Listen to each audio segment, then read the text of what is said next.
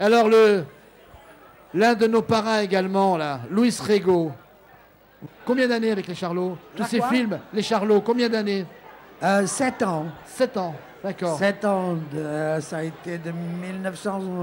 enfin, si je compte la période où on jouait, on faisait du rock et on s'appelait Les Problèmes, on avait accompagné Antoine, le chanteur. Oui. Ça va de 1967 à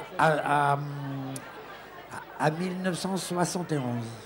Alors, bon, les Charlots, on a tous vu les films, ils repassent, c'est marrant parce que disait aussi Pierre, ça repasse sans arrêt sur les chaînes. J'ai vu, moi, les films de Zidi à l'époque, avec les Charlots, etc. Ah ouais.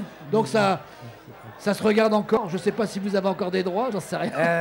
Non, malheureusement, nous étions des pauvres andouilles. Ouais, et on s'est fait sérieusement escroquer, oui.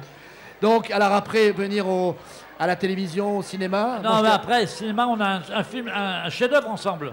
Ah oui. Men Océan. Ah oui, un grand souvenir. Men Océan de Jacques Rosier. Ah ouais, nous avons joué aussi une pièce de théâtre. Oui.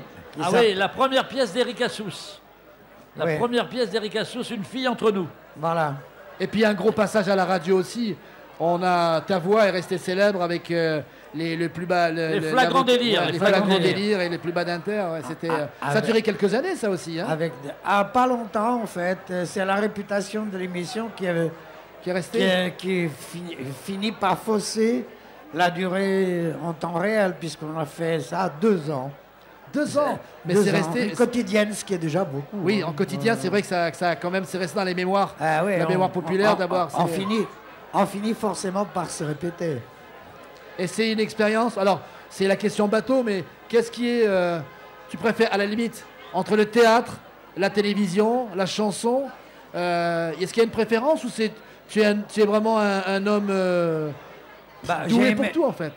J'ai aimé faire dans la radio au moment où je l'ai fait, mais je l'ai fait dans des circonstances très particulières.